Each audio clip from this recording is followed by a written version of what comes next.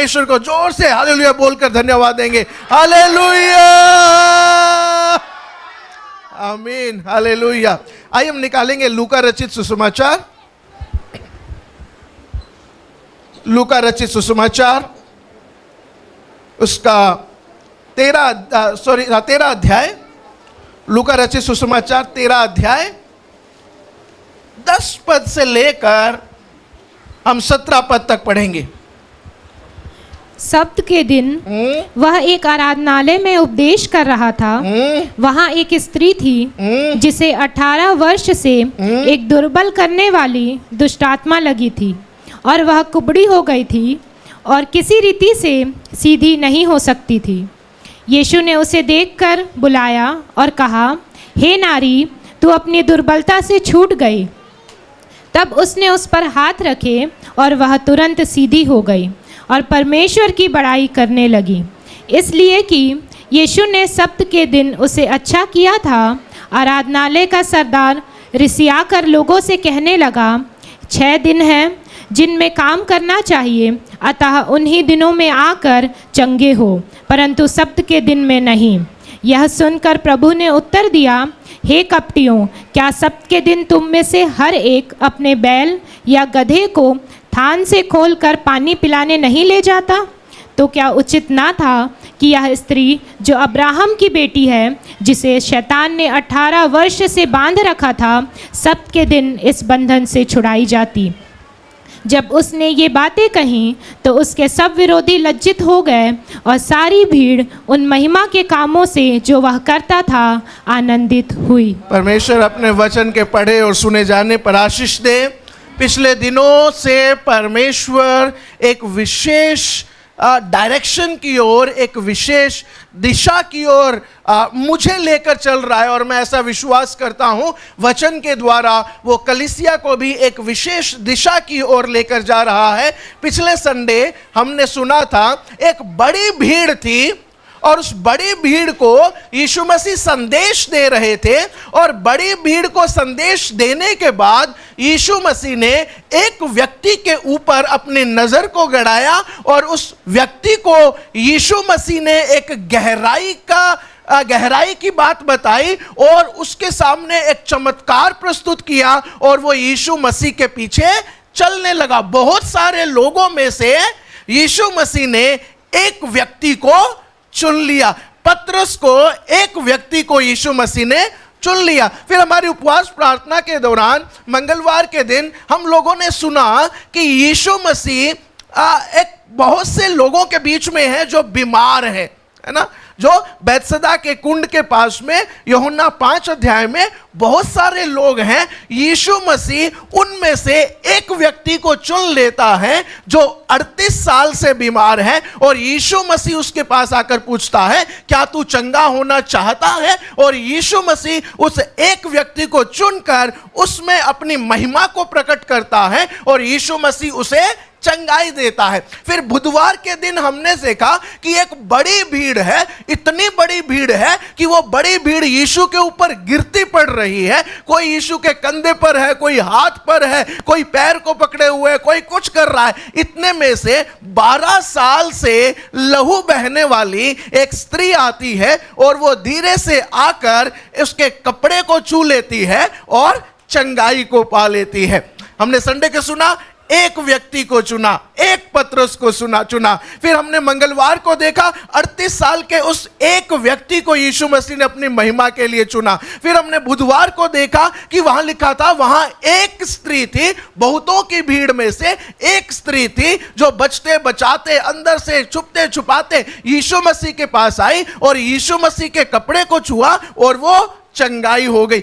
आज प्रभु यीशु मसीह जो मुझे लेकर गया, प्रभु यीशु मुझे इस लूका रचित सुसमाचार में इस स्त्री की ओर लेकर गया। प्रभु यीशु मसीह ने मेरे जीवन में काम किया और कहा कि इसके बारे में आज हमें बात करनी है, इसके बारे में आज हमें सीखना है। और ये स्त्री भी क्या है, 18 सालों से एक प्रतिकूल अवस्था के अंदर है।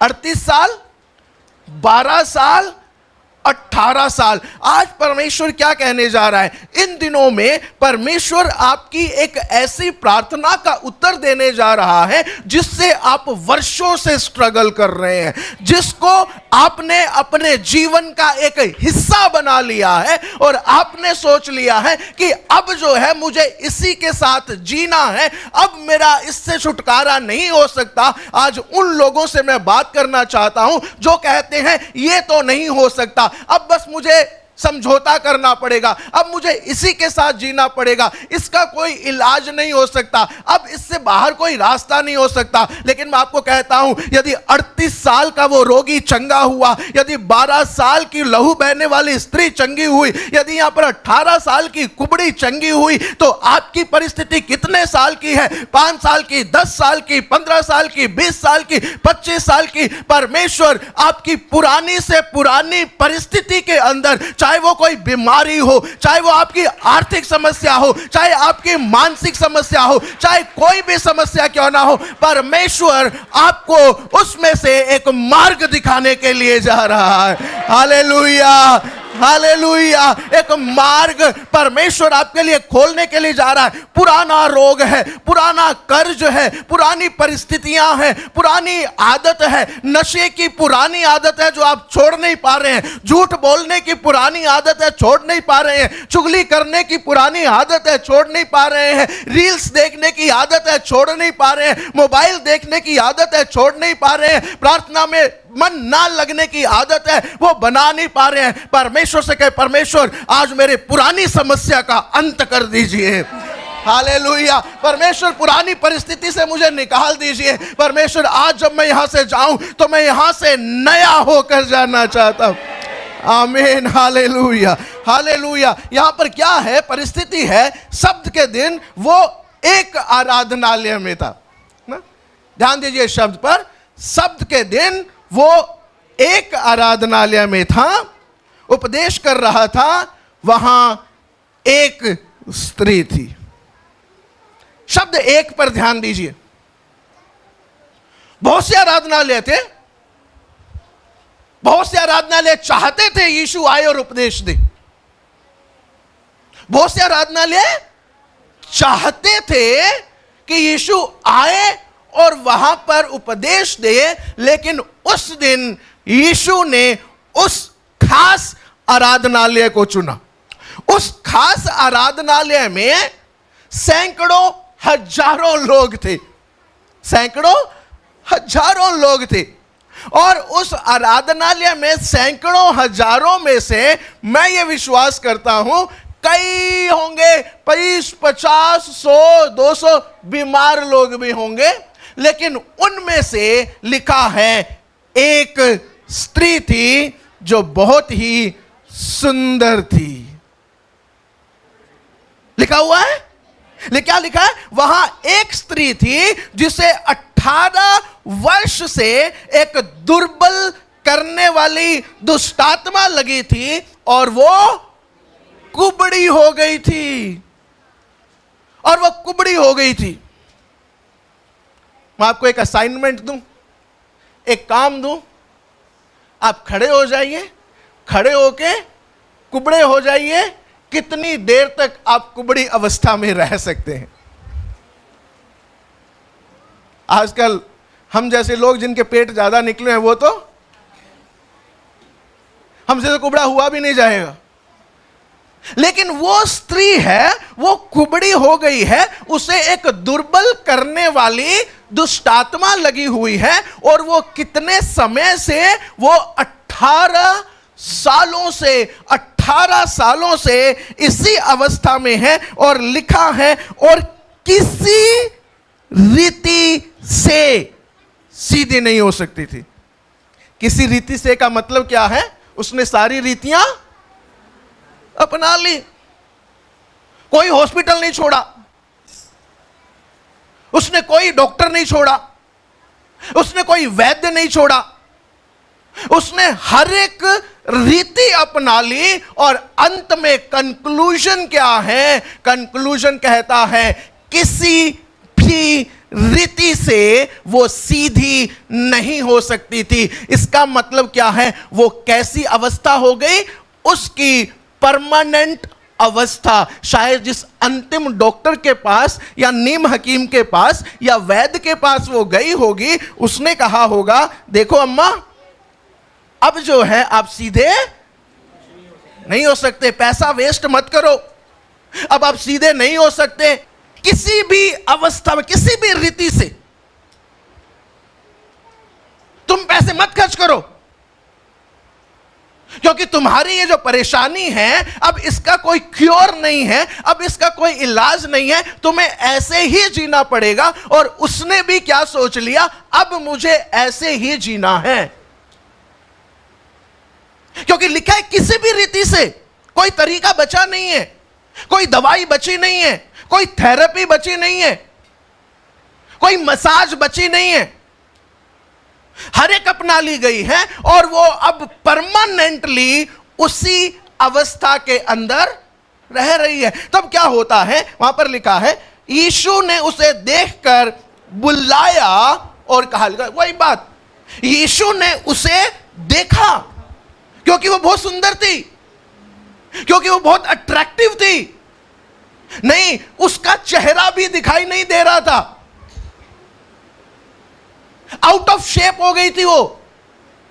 उसका चेहरा कहां है, उसका चेहरा उल्टा होके उसके घुटनों पे लगा है। जो सामने बात कर रहा है, प्रचारक जो प्रचार कर रहा है, जो किसी से बात कर रही है, वो उसका चेहरा नहीं देख सकती और उससे बात करने वाला उसका चेहरा नहीं देख सकता। वो क्या देख सकती है, सामने वाले के सिर्फ हाथों को देख सकती है, और जो सामने वाला केवल उसकी बैक को देख सकता है, उसकी कमर को देख सकता है और कुछ नहीं देख सकता। ऐसी परिस्थिति जहां पर देखने लायक कुछ नहीं है, जहां पर एडमायर करने लायक कुछ नहीं है, जहां पर सराहना करने लायक कुछ नहीं है, जहां पर सुंदर कहने लायक कुछ नहीं है, वहां पर यीशु देखता है। हालेलुया। जहां पर सुंदरता नहीं है, जहां पर सराहना नहीं है, जहां पर कुछ देखने लायक, देखकर प्रशंसा करने लायक कुछ नहीं है, वहां पर यीशु देखता है। यीशु वहां के सुंदर सुंदर चेहरों को नहीं देखता है, यीशु वहां पर मजबूत लोगों को नहीं देखता है, यीशु वहां पर बलिष्ठ लोगों को नहीं देखता है, यीशु वहां पर डोलो शोलो को नहीं देखता है, यीशु वहां पर मेकअप को नहीं देखता है। वो किसे देखता है, जिसका चेहरा भी वो देख नहीं पा रहा है, यीशु उसे देखता है। आपकी परिस्थिति में आप, मुझे नहीं पता कितने सालों से उसके अंदर है, 10 साल से, 20 साल से, 25 साल से, 30 साल से, 5 साल से, आप सोचते हो कि मेरी स्थिति अब परमानेंट हो गई, अब इससे मैं बाहर नहीं निकल सकती, संसार मुझे नहीं देखता, संसार मेरी सराहना नहीं करता, मुझे देखकर संसार मुंह फेर लेता है। जिसे संसार नहीं देखता, मेरा यीशु उसे देखता है। जिसे संसार अलग कर देता है, जिसे संसार दुत्कार देता है, जिसे संसार कहता है you are good for nothing, तू किसी काम की नहीं है, तू केवल यहां पर आकर एक बर्डन है, ऐसी अवस्था में अगर आज आप पड़े हुए हो, मैं आपको कहता हूं यीशु आपको देख रहा है, यीशु आपको देखता है, यीशु आप पर नजरें गड़ाए हैं, यीशु को आपके अंदर इंटरेस्ट है, यीशु को उन सुंदर लोगों में नहीं, यीशु को कुबड़ी स्त्री के अंदर दिलचस्पी है। Hallelujah, hallelujah. आप मत सोचिए मेरी परिस्थिति ऐसी हो गई कि यीशु कुछ कर नहीं सकता। आप मत सोचिए मेरी परिस्थिति ऐसी हो गई कि अब यहां से कुछ हो नहीं सकता। आप ये मत सोचिए कि मैं अपने जीवन की जंग हार चुकी हूं। आप ये मत सोचिए डॉक्टरों ने कह दिया खत्म हो गया। आप मत सोचिए कर्जा इतना हो गया अब नहीं हो सकता। आप मत सोचिए कि मेरे जीवन का अध्याय समाप्त हो गया है। नहीं, एक अगला अध्याय यीशु लिखने जा रहा है। Hallelujah, hallelujah. मैंने अपने जीवन में एक बात सीखी है, मैंने अपने जीवन में एक बात सीखी है, never put a period in the sentence of your life। अपने जीवन के वाक्य में कभी पूर्ण विराम मत लगाना। अपने जीवन के सेंटेंस में कभी पूर्ण विराम मत लगाना।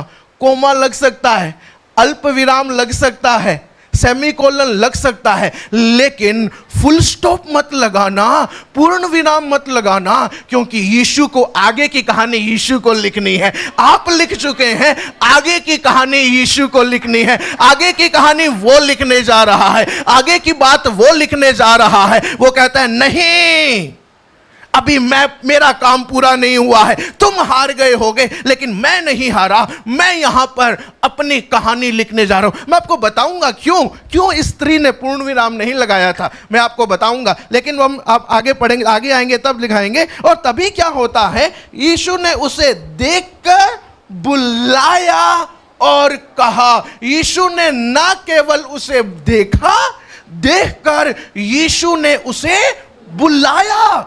देखकर ये नहीं कहा ओ बेचारे, देखकर ये नहीं कहा, सिनेगोग के सरदार को बुलाकर ये नहीं कहा कुछ करना इसके लिए, है ना।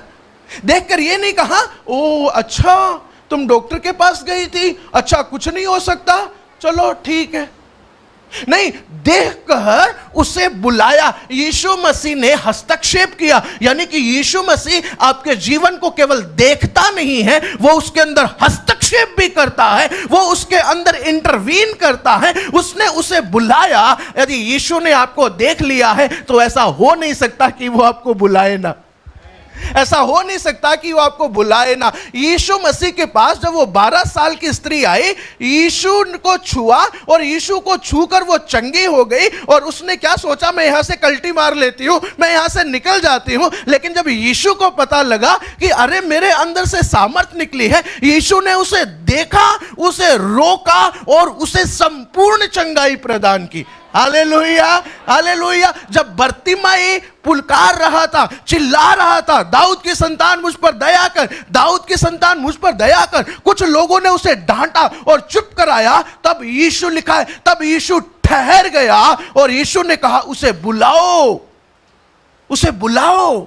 यीशु ने उसे देखा और उसे बुलाया। अगर यीशु की नजर आपके ऊपर पड़ गई, आपकी परिस्थिति को यीशु ने देख लिया, तो ऐसा हो नहीं सकता कि वो आपकी परिस्थिति में काम ना करे। वो आपकी परिस्थिति में काम जरूर करेगा। और यहां पर काम क्या हुआ, यहां पर तब उसने उस पर हाथ रखे और वो तुरंत सीधी हो गई। यीशु ने उस पर हाथ रखे और तुरंत सीधी हो गई। यीशु का हाथ जब उसके ऊपर पड़ा, यीशु ने उसे देखा, यीशु ने उसे बुलाया, यीशु ने उस पर अपना हाथ रखा। यदि यीशु ने आपको देख लिया है, यदि यीशु ने आपको बुला लिया है, बस समझ लीजिए उसके बाद यीशु का स्पर्श आने वाला है, यीशु का टच आने वाला है। और जब यीशु का टच आपके जीवन में आएगा तो लिखा है हर एक कुबड़ी परिस्थिति, हर एक क्रूकड सिचुएशन वो क्या हो जाएगी, फिर वो कुबड़ी नहीं रहेगी, फिर वो कैसी हो जाएगी, फिर वो सीधी हो जाएगी। वो आपकी परिस्थिति चाहे कितनी भी क्रूकड क्यों ना हो, आपकी परिस्थिति कितनी भी कुबड़ी क्यों ना हो गई हो, आपकी परिस्थिति कितनी भी टेढ़ी क्यों ना हो गई हो,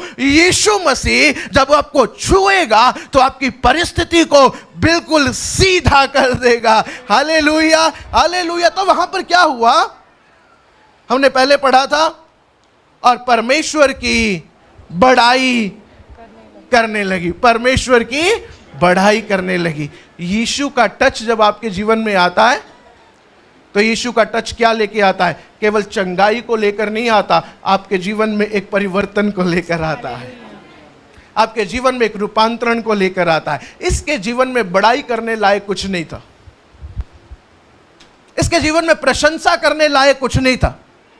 व्यक्तिगत रूप से इसके जीवन में, इस दुनिया में, इस संसार में उसके जीवन में प्रशंसा करने लायक कुछ नहीं था। यदि आपने सोच लिया है मेरे जीवन का आनंद चला गया है, मेरे जीवन की खुशी चली गई है, अब मैं केवल दिन काट रहा हूं, अब मैं केवल जिम्मेदारियों को पूरा कर रहा हूं, नहीं, यीशु चाहता है आपके जीवन में एक बढ़ाई का समय आ जाए, एक प्रशंसा का समय आ जाए, एक हाथ उठाने का समय आ जाए, एक परमेश्वर को महिमा देने का समय आ जाए। और यही समय वो उसके जीवन में लेकर आया था, लेकर आया था।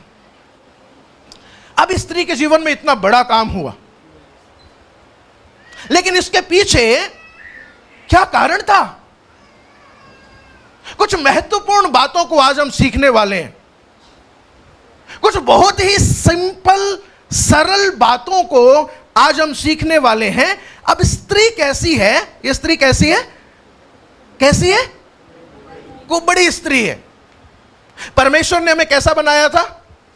सीधा, है ना?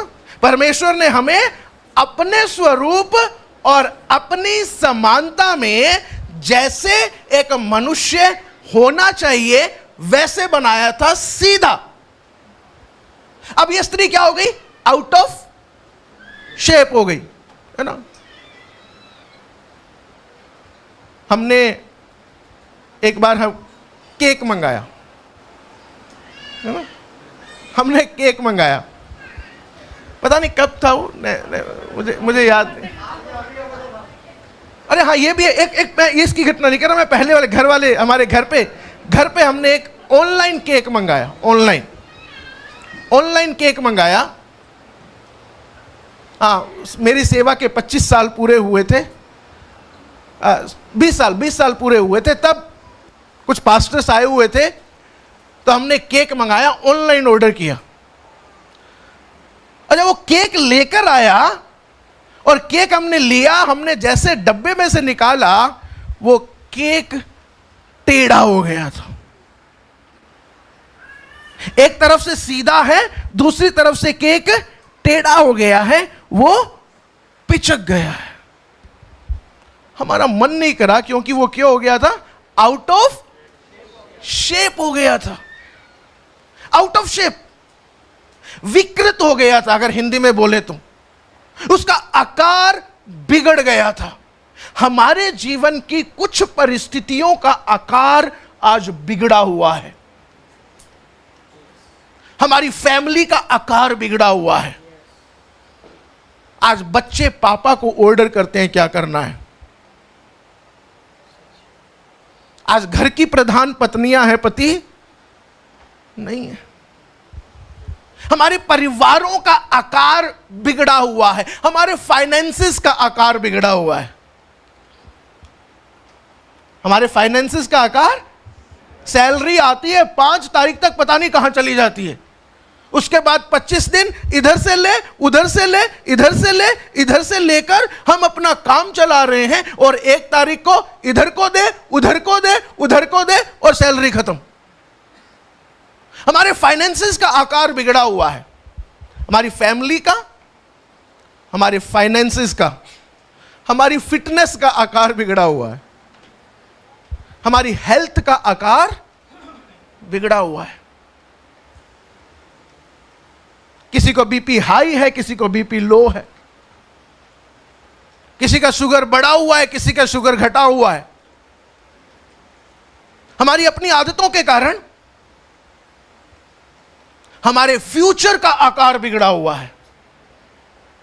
हमारी फैमिली का, हमारे फाइनेंसेस का, हमारी फिटनेस का, हमारे फ्यूचर का, हमारे भविष्य का आकार पता ही नहीं आगे क्या होगा। सब कुछ अंधकारमय सा लगता है।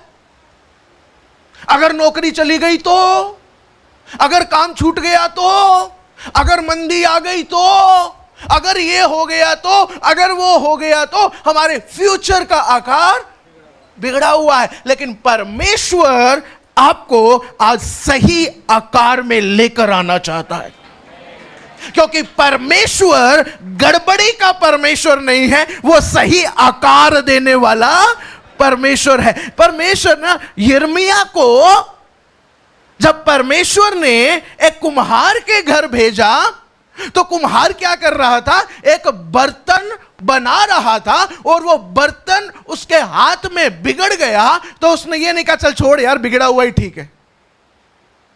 उसने उस लोंदे को तोड़ा, दोबारा से उसको बनाया, दोबारा से उसको चाक पर रखा, और अपनी समझ के अनुसार उसने एक नया बर्तन बना दिया। और God is a god of good shape. हमारा परमेश्वर अच्छे आकार का परमेश्वर है। वो हमें एक अच्छा आकार देना चाहता है। वो नहीं चाहता कि हम बिगड़े हुए आकार में रहें। आज यहां पर एक स्त्री है जिसका आकार बिगड़ा हुआ है, उसे सीधा खड़ा होना है, लेकिन वो सीधा खड़ा नहीं हो पा रही है। उसका आकार बिगड़ा हुआ है, वो कुबड़ी हो गई है, वो दोहरी हो गई है। लेकिन जब यीशु वहां पर आता है, जहां यीशु होता है वहां आकार नहीं बिगड़ सकता। अगर बिगड़ा हुआ आकार भी हो तो वो आकार भी सीधा हो जाता है, क्योंकि यीशु के सामने आकार बिगाड़ने वाला वो उसके पैरों के नीचे है। और उसका आकार क्यों बिगड़ा हुआ है? क्योंकि लिखा है उसमें एक दुर्बल करने वाली आत्मा है, दुष्ट आत्मा है। शैतान कभी आपको आकार में नहीं रहने देगा।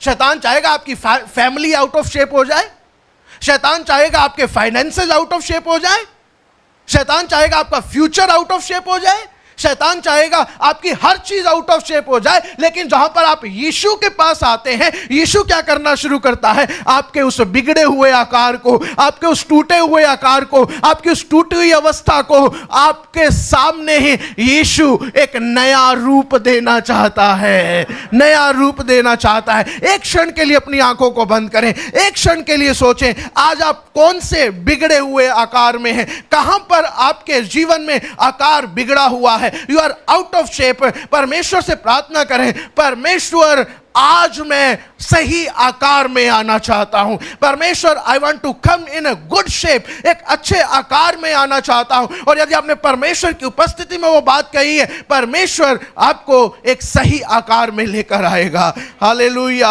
Hallelujah, hallelujah, hallelujah. चलिए अब स्त्री की ओर हम ध्यान देते हैं। वो ध्यान देने लायक नहीं है,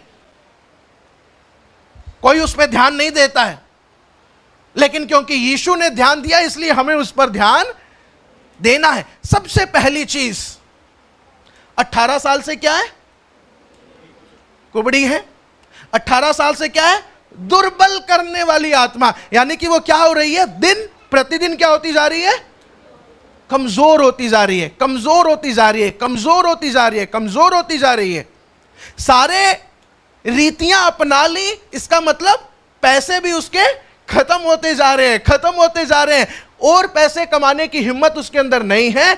जो भी उसके पास है वो खत्म होते जा रहे हैं, खत्म होते जा रहे हैं। 18 सालों से यही चल रहा है। लेकिन फिर भी वो कहां पर है? ध्यान दीजिए, वो आराधनालय में है, वो आराधनालय में है। सबसे पहले यदि आप अपने आउट ऑफ शेप से बाहर आना चाहते हैं, you need to be in a right place. आपको सही जगह पर होना जरूरी है। उसने ये नहीं कहा मैं कल से और ज्यादा बीमार हो गई, मैं कल से और ज्यादा दुर्बल हो गई, मेरे पास कल से भी कम पैसे रह गए, मेरी हिम्मत कल से भी कम हो गई। लेकिन फिर भी जिस दिन आराधनालय का दिन था, वो सुबह उठती है, बाकियों से जल्दी उठती है। क्यों?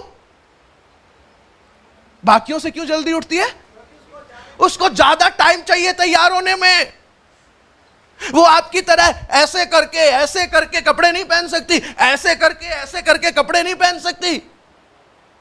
उसको या तो किसी की हेल्प चाहिए या ज्यादा टाइम चाहिए। उसको ज्यादा टाइम इसलिए भी चाहिए, चल के आने के लिए उसको ज्यादा टाइम चाहिए, क्योंकि वो कमजोर है। शायद रुक रुक के आती है, बाकी सब लोगों से जल्दी उठती है, जल्दी उठ के आराधनालय में आती है, आराधनालय के बाद निकलती है, सबसे लेट घर पहुंचती है, सबसे लेट घर पहुंचती है। But still she is eight the right place, वो सही जगह पर है। दूसरा शमूएल 11 अध्याय में आ जाइए। दूसरा शमूएल 11 अध्याय, उसके पहले पद से पढ़िए। पढ़ने से पहले एक और बात बता दूं, वो ना केवल सही जगह पर है, वो सही समय पर सही जगह पर है। इधर देखिए, मेरी बात सुनिए, पहले बात उधर मत देखिए, वो पढ़ेंगे हम लोग। इधर देखिए, वो ना केवल सही जगह पर है, वो सही समय पर सही जगह में। उसको पता है उसे बाकियों से ज्यादा समय लगेगा, इसलिए वो सुबह जल्दी उठ के तैयार होके खा पी के या उपवास रख के सही समय पर वहां पहुंचती है और सही समय पर वो वहां पर उस आराधनालय में। जी पढ़िए। फिर जिस समय राजा लोग युद्ध करने को निकला करते हैं, जिस समय राजा लोग युद्ध करने को निकला करते हैं, अर्थात उस समय अर्थात वर्ष के आरंभ वर्ष के में, आरंभ में। देखिए ये बहुत महत्वपूर्ण है, इंग्लिश में लिखा है एट द स्प्रिंग टाइम, वर्ष के आरंभ में, बसंत ऋतु में। अब क्यों? क्योंकि ठंड में और गर्मी में ये राजा लोग युद्ध नहीं किया करते थे, इसी समय में किया करते थे युद्ध। यानी सही जिस समय राजा लोग युद्ध करने को निकला करते हैं, यह सही वक्त किस चीज का है? अब मेरी तरफ देखिए, ध्यान दीजिए, क्या करने का समय है? ये युद्ध करने का समय है। और सही जगह कौन सी होनी चाहिए? युद्ध भूमि होनी चाहिए। लेकिन आगे पढ़िए। दाऊद ने योआब को और उसके संग अपने सेवकों और समस्त इजराइलियों को भेजा और उन्होंने अम्मोनियों का नाश किया और रब्बा नगर को घेर लिया, परंतु दाऊद यरूशलेम में रह गया। परंतु दाऊद यरूशलेम में दाऊद कौन है? राजा है। लेकिन राजा लोग क्या करते थे? युद्ध करने के लिए उस समय युद्ध भूमि में हुआ करते थे। लेकिन दाऊद ने क्या किया? दाऊद युद्ध करने को नहीं गया, उसने योआब को भेजा और लिखा है खुद कहां रह गया? खुद यरूशलेम में रह गया। He is not at the right place at the right time. वो सही समय पर सही जगह पर नहीं था, और इस कारण से आप विश्वास नहीं करेंगे, आगे जो लिखा हुआ है, दाऊद के जीवन का सबसे बड़ा पाप वहीं पर घटता है। वो अपने पलंग पर से उठता है, वो छत पर जाता है, वो ऊपर से देखता है बेतशेबा नहा रही है, उसका मन डोल जाता है और वहां पर उसका पाप उसके सामने आकर खड़ा हो जाता है। क्यों? क्योंकि वो सही समय पर सही जगह नहीं था। क्योंकि रीति क्या कहती है, परंपरा क्या कहती है, उसे कहां पर होना चाहिए था? उसे युद्ध भूमि में युद्ध करने के लिए होना चाहिए था। पिछले ही अध्याय में, पढ़ने की जरूरत नहीं है, पिछले ही अध्याय में परमेश्वर ने दाऊद को भेजा था, तू जाके युद्ध कर। वो युद्ध करने गया था और जीत के आया था, तब भी परमेश्वर से उसने सबक नहीं सीखा, और अब उसने क्या किया? योआब को भेज दिया और खुद वहां पर रह गया। Are you in the right place at the right time? क्या आप सही जगह पर सही समय पर हैं? बहुत बार हम परमेश्वर की संगति को छोड़ देते हैं। बहुत बार हम सही जगह पर होने का चुनाव नहीं करते हैं। बहुत बार हमें पता है दिस इज चर्च टाइम, हमें पता है ये केरसेल का समय है, हमें पता है ये चर्च का समय है, हमें पता है ये प्रार्थना का समय है, हमें पता है ये फैमिली प्रेयर का टाइम है, हमें पता है ये बाइबल पढ़ने का टाइम है, हमें पता है यहां पर परमेश्वर के साथ समय बिताने का समय है। लेकिन हम सही समय पर वहां नहीं है, हम सही समय पर सही स्थान में नहीं है। सोचो आज के दिन, आज ही के दिन वो कुबड़ी स्त्री कहती आज नहीं जाऊंगी, आज छुट्टी मार लेती हूं। लगातार 3 हफ्ते गई हूं मैं, है ना? हम कहते हैं ना, लगातार 3 हफ्ते गया हूं। एक तो चलता है, एक तो बनता है। मैं आपको बताऊं, अगर आप छुट्टी मार रहे हैं, यदि आप चर्च ना आकर छुट्टी मार रहे हैं, आप पता क्या कर रहे हैं घर में? अपना फेवरेट काम मोबाइल देख रहे हैं, आप रील्स देख रहे हैं, आप अनप्रोडक्टिव चीजों में समय बिता रहे हैं।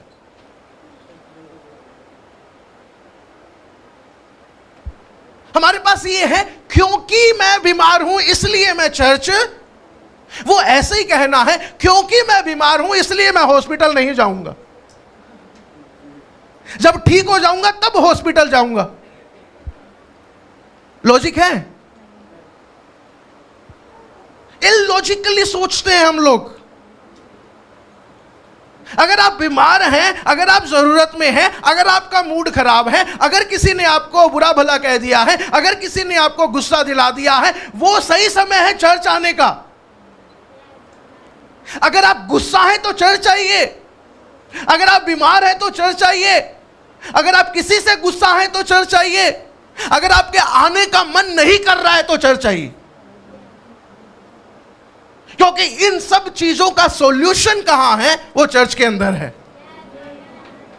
आप हम सोचिए, हमें सॉल्यूशन चाहिए, हम सॉल्यूशन कैसे ढूंढ रहे हैं?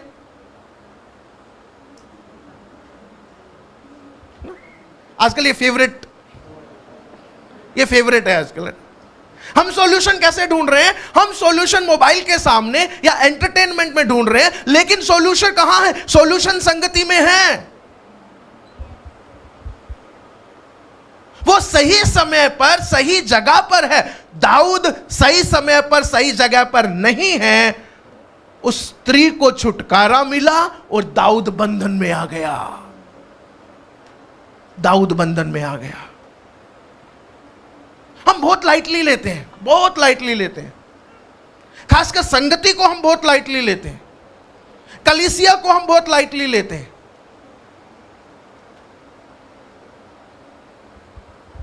आज अगर वो कह देती, आज कोई बहाना बना देती, आज कोई वो चाहे सीरियस बात ही होती तो भी अगर बहाना बना देती, लेकिन यीशु तो आज ही है वहां पर। अगले हफ्ते यीशु नहीं होने वाला था वहां पर। आपका उद्धार का समय जब जक्कई उस पेड़ पर था और यीशु ने उसे नीचे उतारा, नीचे बुलाया, बोले मुझे तेरे घर आना है, और जक्कई ने जब समर्पण किया, बोले मैं अपना सब कुछ जो है दे दूंगा, गरीबों में बांट दूंगा, तो यीशु ने कहा आज इस घर में उद्धार आए। आज, टुडे हमारे उद्धार का दिन कल नहीं है, हमारे छुटकारे का दिन बीता हुआ कल भी नहीं है। अरे हमसे खो गया, हमारा छुटकारा खो गया, नहीं। हमारा छुटकारे का दिन आने वाला कल भी नहीं है, हमारा छुटकारे का दिन आज है। आपको नहीं पता कौन से दिन यीशु की नजर आप पे पड़ जाए और यीशु हस्तक्षेप कर दे और यीशु छू ले और आपका छुटकारा हो जाए, मेरा छुटकारा हो जाए। हमारी 18 वर्षों की जो कुबड़ापन है, आउट ऑफ शेप है, उससे हम लोग आजाद हो जाएं, आजाद हो जाएं। ये मत कहिए कि 3 हफ्ते चला गया, ये मत कहिए 2 हफ्ते चला गया, ये मत कहिए पिछले हफ्ते गया था, ये मत कहिए पास्टर जी तो है नहीं, ये मत कहिए कि कोई बात नहीं। संगति में छुटकारा है, आराधना में छुटकारा है, प्रार्थना में छुटकारा है, और यहां पर जब वो आई तो उसे छुटकारा मिला। तो पहली बात उसने क्या की? Right place at a right time. दूसरी बात, 12 पद पढ़िए उसका, 12 पद। यीशु ने उसे देखकर बुलाया। यीशु ने उसे देखकर बुलाया, द राइट पर्सन, एक सही व्यक्ति। इससे पहले लिखा है वो किसी भी रीति से ठीक नहीं हो सकती थी, किसी भी रीति से सीधी नहीं हो सकती थी। अब इससे पहले, यीशु से पहले वो किस व्यक्ति के पास गई होगी अपनी समस्या को लेकर, अपनी समस्या को लेकर? मैं कुबड़ी हूं, मेरी समस्या का समाधान करो। मैं कुबड़ी हूं, मेरी समस्या का समाधान करो। मैं परेशान हूं, मेरी समस्या का समाधान करो। वो शायद कुछ ऐसे लोगों के पास भी गई होगी जो दुष्ट आत्माएं निकालते हैं। मेरे अंदर दुष्ट आत्मा है, मुझे ठीक करो। लेकिन अब तक कोई भी उसको ठीक नहीं कर पा रहा था। कोई भी उसकी उस परिस्थिति में उसकी सहायता नहीं कर पा रहा था। हमारी समस्या को लेकर सबसे पहले हम क्या सोचते हैं? सबसे पहले सोचते हैं मैं खुद ही ठीक कर लूं, मैं खुद ही ठीक कर लूं। उसके बाद सोचते हैं अपने किसी दोस्त से बोल दूं, परिवार वाले से बोल दूं। उसके बाद किसी और के बारे में सोचते हैं, उसके बाद किसी और के बारे में सोचते हैं, उसके बाद किसी और के बारे में सोचते हैं। हम हर उस व्यक्ति के पास जाते हैं जहां पर हमें लगता है कि हमारी समस्या का निदान हो सकता है, लेकिन जब तक वो सही व्यक्ति हमें नहीं मिल जाता, हमारी समस्या का निदान नहीं हो सकता। A right person. डॉक्टर साहब बैठे हुए हैं यहां पर। कई बार आपने देखा है, कई लोग कहते हैं मैं इतने डॉक्टरों के पास गई पर इसी डॉक्टर की दवाई मुझे लगी, इसी डॉक्टर की दवाई ने मुझे ठीक कर दिया, यही मुझे सही डॉक्टर मिला है, इसकी दवाई से मैं ठीक हो गई, इसकी दवाई से मैं चंगा हो गया। इसी प्रकार ये स्त्री कईयों के पास गई, कई लोगों के पास इसने समस्या का निदान पाने की योजना बनाई, लेकिन उसके पास नहीं मिला। तो अब वो सही व्यक्ति के पास पहुंच जाती है और सही व्यक्ति के पास पहुंचकर उसको निदान मिलता है। उद्धार पाने के लिए भी हम लोग कई जगह भटकते हैं, लेकिन उस उद्धार का, उस शांति का अनुभव हम प्राप्त नहीं कर पाते हैं। लेकिन एक दिन हमारे जीवन में कोई आता है और वो कहता है तुमने सब लोगों को देख लिया, ये एक सुसमाचार है, इसे सुनो, प्रार्थना करो, उद्धार पाओ, और उसको पाकर हमारे जीवन में वो उद्धार का अनुभव हमने प्राप्त कर लिया। द राइट पर्सन, एक सही व्यक्ति का हमारे जीवन में, एक सही उद्धारकर्ता का हमारे जीवन में होना बहुत जरूरी है। एक सही चंगे करने वाले का हमारे पास होना बहुत जरूरी है। हम लोगों ने इधर उधर जाके हमने बहुत कोशिश की, लेकिन कहीं हमें उत्तर नहीं मिला। लेकिन एक दिन ये स्त्री जब सही समय पर सही जगह पर थी तो सही व्यक्ति इसे मिल गया। Hallelujah, hallelujah. हम गलत जगह पर गलत समय पर होंगे तो गलत व्यक्ति से मिलेंगे। दाऊद गलत समय पर गलत जगह पर था और एक गलत व्यक्ति से मिला। और वो गलत व्यक्ति कौन था पता है? बैतशेबा नहीं थी। कौन था वो गलत व्यक्ति? उसके अंदर का, उसके अंदर की कामुकता, उसके अंदर की लस्ट। मैं आपको बताऊं, अगर आप परमेश्वर से दूर हैं, परमेश्वर के लोगों से दूर हैं, परमेश्वर के वचन से दूर हैं, आप शैतान के नजदीक हैं। Very practical, very very practical बात बता रहा हूं। कई बार हम सोचते हैं मैं आत्मिक नहीं बनना चाहता, मैं तो ऐसे ही ठीक हूं, मैं गंदे काम नहीं करूंगा पर चर्च भी नहीं जाऊंगा, मैं गंदे काम नहीं करूंगा पर मैं बाइबल भी नहीं पढ़ूंगा, मैं बीच में ही ठीक हूं। आप बीच में नहीं हो सकते। या तो आप परमेश्वर के साथ हैं या आप शैतान के साथ हैं। क्योंकि प्रकाशित वाक्य में यीशु मसीह क्या कहते, तू कैसा हो गया है? तू गुनगुना हो गया है, और मैं उसको गुनगुने को क्या करने पर हूं? वो गलने पर हूं। ऐसी कोई जगह ही नहीं है। If you are not closer to God, you are closer to Satan. That is as simple as that. इतना सरल है। और आप आजमा के देख लीजिए, आप आजमा के देख लीजिए। अगर आप 1 महीना चर्च नहीं आएंगे, आपके दिमाग में कैसे बातें चलेंगी, आपके दिमाग में कैसे काम चलेंगे? आप जब भी अकेले होंगे, आपके ऊपर कौन प्रभावी होगा? कामुकता, लस्ट। आपके फोन में जब वो रील आएगी, आप रुक जाएंगे, आप रुक जाएंगे, आप उसे देखेंगे, आप उसको एंजॉय करेंगे। लेकिन यदि आप परमेश्वर के साथ हैं, परमेश्वर के साथ संगति में हैं, अगर आप फोन देखते देखते अगर वैसी कोई रील आती है आप स्वाइप कर देंगे, निकल जाएंगे, निकाल देंगे, आगे बढ़ जाएंगे। If you are not closer to God, you are closer to Satan. सीधी सी बात है। लेकिन इस स्त्री ने क्या किया, अपनी परिस्थिति के बावजूद भी वो 18 साल से क्या करना उसने जारी रखा, उसने आराधनालय आना जारी रखा। ऐसा नहीं है कि वो 18 साल में पहली बार आई और पहली बार उसे यीशु मिल गए और मिलते ही यीशु ने चंगाई दे दी, खत्म बात नहीं। अगर आप पढ़ेंगे तो आपको समझ में आएगा, she is continuously a part of the synagogue. वो आराधनालय की एक लगातार हिस्सा है। तो हमने क्या देखा अभी, right place at a right time, सही समय पर सही जगह और सही व्यक्ति। और वो कहां मिलेगा, सही व्यक्ति कहां मिलेगा, सही समय पर और सही जगह पे मिलेगा, जो आपके जीवन में एक हस्तक्षेप करेगा। अभी आगे क्या, उसका 13वां पद पढ़िए। तब उसने उस पर हाथ रखे, तब उसने उस पर हाथ रखा और वह तुरंत सीधी हो और वो गई। तुरंत सीधी हो गई।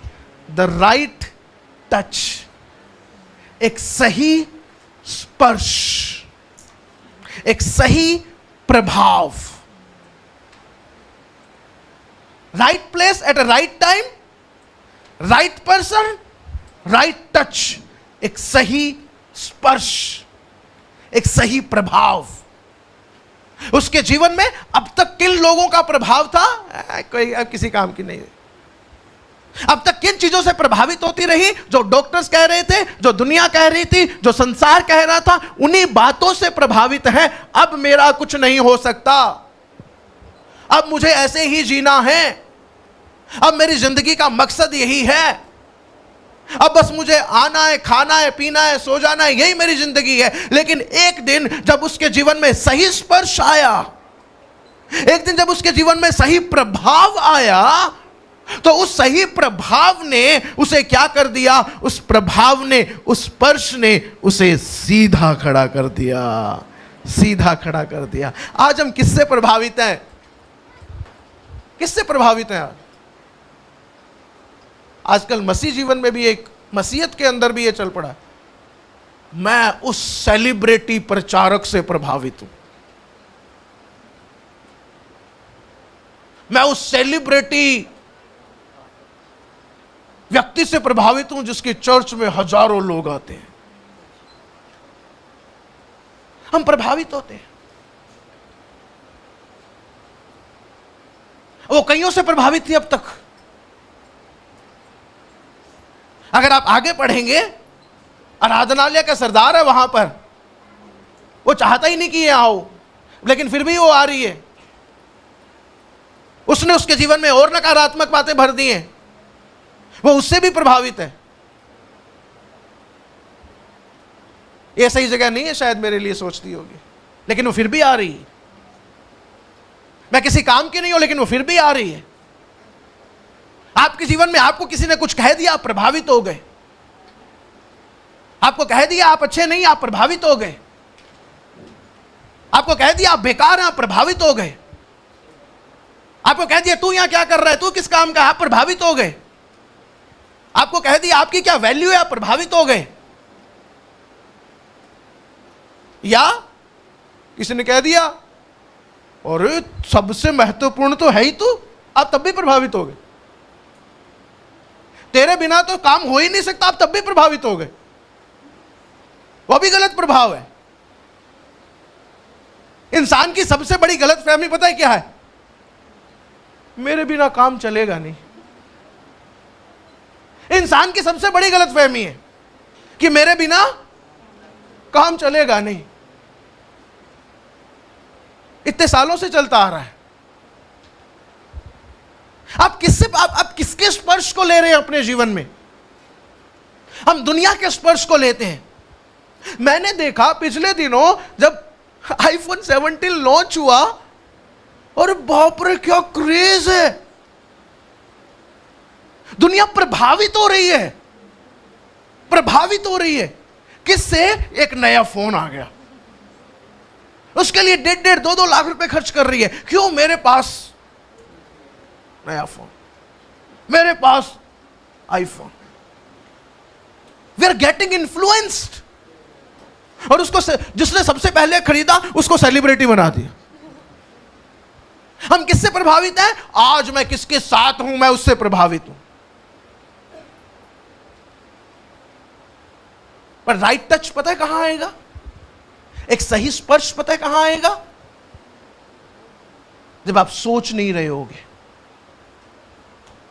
जब आपने कल्पना भी नहीं की होगी, जब आप मसीह के बातों को मानते मानते मानते आगे तक पहुंच गए। एक दिन किसी ने आपके ऊपर प्रार्थना की, एक दिन वचन पढ़ते हुए आप प्रभावित हो गए, एक दिन वचन ने आपको स्पर्श कर दिया, उस दिन आपका जीवन बदल जाएगा। उस दिन आपका जीवन बदल जाएगा।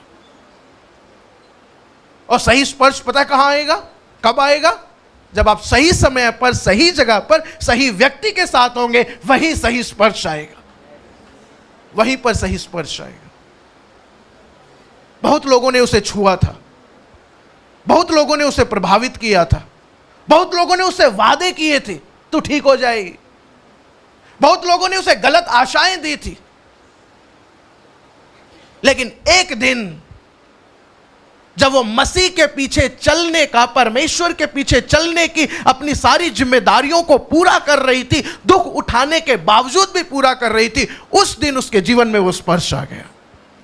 उसने मांगा नहीं, वो उसके पीछे भागी नहीं। वो क्या करती रही? वो परमेश्वर के धर्म और राज्य की खोज करती रही और बाकी वस्तुएं उसके पीछे आ गई। हम चीजों के पीछे भागते हैं, हम स्पर्श के पीछे नहीं भागते, हम परमेश्वर के पीछे नहीं भागते, हम धर्म और राज्य के पीछे नहीं भागते, हम वस्तुओं के पीछे भागते हैं। इसलिए गलत प्रभाव हमारे जीवन में आ जाते हैं। गलत प्रभाव। आजकल छोटे छोटे बच्चे, 10-10, 15-15 साल के बच्चे स्कूलों में दे आर गेटिंग इन्फ्लुएंस्ड, प्रभावित हो रहे हैं। किससे? और इस लड़के के बाल कितने अच्छे हैं, उस लड़के की पर्सनैलिटी कितनी अच्छी है। 10-10, 12-12 साल के लड़के क्यों? गलत रूप से प्रभावित हैं, गलत टच उनके जीवन में है। It is your and my responsibility, it's the responsibility of the church. ये कलीसिया की जिम्मेदारी है। मैं क्यों कह रहा हूं कलीसिया की जिम्मेदारी है? क्योंकि थोड़ी देर के बाद आराधनालय का सरदार क्या कहेगा? वो कहेगा चंगाई पानी है तो कोई सबत का दिन नहीं मिलता है, बाकी दिनों में आके चंगाई पाया करो ना। मैं आपसे बोलूं, प्रार्थना करवानी है, संडे का दिन नहीं मिलता है क्या? मंगलवार और वीरवार को आया करो, प्रार्थना करवानी है तो। संडे को मत आया करो, बहुत बिजी होते हैं। संडे को मत आया करो और बहुत काम होते हैं। Is it right? क्या ये सही है? नहीं। क्यों? उसे खुश होना चाहिए था। अब तक उसकी कलीसिया की एक बहन जो अब तक कुबड़ी थी वो अब सीधी हो गई, जो अब तक बर्डन थी वो अब दूसरों के लिए सहारा बन गई है। हालेलुया। उसके लिए उसने पढ़ोगे तो लिखे, उसने रिसियाकर कहा। रिसियाना शब्द समझते? एक ही बार में हो जाता है, बिल्डअप होके होता है। वो भरा हुआ था। ये क्यों आती है? क्यों एक सीट घेर लेती है? देती भी नहीं कुछ, ऑफरिंग में नहीं डालती कुछ। क्यों आती है? इससे तो ना ही आए, ऐसे आके एक जगह घेर लेती है। इसलिए वो रिसियाया हुआ था। बोले बाकी दिनों में आओ। बाकी दिनों में कैसा है? आराधनालय कहां है बाकी दिनों में? आराधनालय तो सबत के दिन है। That shows frustration. मैं कुछ कलीसियाओं को देखता हूं जो लोगों के लिए बर्डन बन गई हैं। एज ए चर्च क्या हम एक दूसरे की बर्डन को रिलीव कर रहे हैं या और ज्यादा बर्डन को डाल रहे हैं? हमें बर्डन रिलीज करने के लिए बुलाया गया है, हमें बोझ को कम करने के लिए बुलाया गया है, हमें बोझ को हटाने के लिए बुलाया गया है। क्योंकि यीशु क्या कहता है? हे सब बोझ से दबे मेरे पास आओ, थके हुए लोगों मेरे पास आओ। आराधनालय के सरदार की तरह हमें बोझ डालना नहीं है, हमें बोझ को कम करना है। तो क्या हमने देखा? राइट प्लेस, सही जगह, सही समय, सही व्यक्ति, सही स्पर्श। अंतिम बात 13 पद फिर से पढ़िए। तब उसने उस पर हाथ रखे तब उसने उस पर हाथ रखे और वह तुरंत सीधी हो और वो गई तुरंत सीधी हो गई और परमेश्वर की बड़ाई करने और लगी। परमेश्वर की बड़ाई करने लगी। टाइम लगा। जब आपके जीवन में सही स्पर्श आएगा, काम इमीडिएटली होगा, तुरंत होगा, एकदम होगा। 12 साल वाली स्त्री आई, कपड़े को छूते ही तुरंत चंगी हो गई। 38 साल वाले व्यक्ति के पास यीशु पहुंचा, यीशु ने खाट बोला, खाट उठाओ और चल फिर, वो तुरंत चलने लगा। बर्तिमाई यीशु के पास आया, यीशु ने कहा बोल तू क्या चाहता है? वो कहता है मैं देखने लगूं, वो तुरंत देखने लगा। और अब यीशु ने उसे यीशु के पास वो आई, यीशु ने उसे छुआ और वो तुरंत सीधी हो गई, तुरंत सीधी होगी, इमीडिएटली, एकदम। जब सही स्पर्श आएगा तो देरी नहीं होगी, विलंब नहीं होगा, यीशु तुरंत कार्य करेगा। और and then last thing is the right thing, सही काम। और वो सही काम क्या हुआ? वो स्त्री क्या करने लगी? परमेश्वर की बड़ाई करने लगी, परमेश्वर की महिमा करने लगी, परमेश्वर की स्तुति करने लगी, परमेश्वर की प्रशंसा करने लगी, क्योंकि शायद इसी बात का वो इंतजार कर रही थी। एक दिन मुझे सही समय मिल जाएगा, एक दिन मुझे सही जगह मिल जाएगी, एक दिन मुझे सही व्यक्ति मिल जाएगा, एक दिन मुझे सही स्पर्श मिल जाएगा। उस दिन मैं रुकने वाली नहीं हूं, उस दिन तो मैं फटने वाली हूं, उस दिन तो मैं फटने वाली हूं, उस दिन तो मैं आराधना में फट पड़ूंगी, उस दिन तो मैं आराधना में उमड़ पड़ूंगी। उस दिन वो परमेश्वर की बड़ाई करने लगी, बड़ाई करने लगी। परमेश्वर से आशीषों को पाकर हम क्या करते हैं? हम चले जाते हैं घर। हम कहते हैं अब अगली बार जब चाहिए होगा तब आऊंगा, अब मैं अगली जरूरत के समय पर आऊंगा, अब मैं अगली आउट ऑफ शेप जब हो जाऊंगा तब आऊंगा। इस बार का आउट ऑफ शेप, इस बार का जो मेरा आकार था, परमेश्वर तूने ठीक किया, मेरा फाइनेंशियल आकार ठीक हो गया, अब कोई दूसरा आकार बिगड़ेगा तो आ जाऊंगा। हम ऐसे ही लोग हैं, हम ले ले ले लेकर भूल जाते हैं और परमेश्वर दे दे देकर भी क्षमा करता रहता है। हम ले ले लेकर भूल जाते हैं, परमेश्वर दे दे देकर भी क्षमा करता रहता है। लेकिन स्त्री ने सही कार्य किया, और वो सही कार्य क्या था? उस स्त्री ने परमेश्वर की बड़ाई की, परमेश्वर की महिमा की, परमेश्वर की स्तुति की, परमेश्वर को आराधना दी, उससे महिमा दी जो महिमा के योग्य परमेश्वर था, जो महिमा के योग्य परमेश्वर था। किसी और को महिमा नहीं दी। आज हमें हमारे जीवन को परखना है, हमें हमारे जीवन में झांक कर देखना है। हम कई बार आउट ऑफ शेप से इतने कंफर्टेबल हो जाते हैं, ठीक है, हम ठीक है करके सोचते हैं, आउट ऑफ शेप हो गए, ठीक है चलता है, कोई बात नहीं, कर्जा हो गया मांगते रहेंगे, कोई बात नहीं, बीमार हो गए दवाई खाते रहेंगे, कोई बात नहीं, बच्चे बात नहीं मान रहे, अरे चलने दो, जैसा जिए वैसा जिए। हम लोग आउट ऑफ शेप रह के खुश हैं, हम विकृत होके खुश हैं और परमेश्वर से भी दूर हो गए। लेकिन स्त्री से हमें सीखना है, स्त्री से हमें सीखना है, आउट ऑफ शेप होने के बावजूद भी, उसके अंदर सुंदरता ना होने के बावजूद भी, उसके अंदर ताकत ना होने के बावजूद भी, उसके अंदर दुर्बलता होने के बावजूद भी, ठोकर खाने के बावजूद भी, अपना ही पास्टर अपने विरुद्ध होने के बावजूद भी, सोच के देखिए, वो सही जगह पर थी, वो सही समय पर थी, वो सही व्यक्ति से मिली, उसने सही प्रभाव को प्राप्त किया और उसने सही काम किया। आज हमारी परिस्थिति कैसी है? आज हम कहां हैं? कौन से पहलू में हम बिगड़े हुए हैं? कौन से पहलू में हमने दुष्ट आत्मा को मौका दिया हुआ है? आ और मुझे बिगाड़, आ और मुझे बिगाड़। लेकिन आज यीशु आपसे कहना चाहता है, आप सही आकार में आना चाहते हैं? आप सीधे खड़ा होना चाहते हैं? I have a touch for you. मेरे पास तेरे लिए एक स्पर्श है, एक स्पर्श है। I want to touch you. मैं तुझे छूना चाहता हूं, मैं तुझे स्पर्श करना चाहता हूं। मेरा आत्मा तुझे छूना चाहता है, मेरा आत्मा तेरे अंदर वास करना चाहता है, ताकि तू फिर से कुबड़ी ना रहे, ताकि तू फिर से कुबड़ा ना रहे। तू सीधा खड़ा हो जाए, सीधा खड़ा हो जाए। आइए अपनी जगहों पर खड़े हो जाए।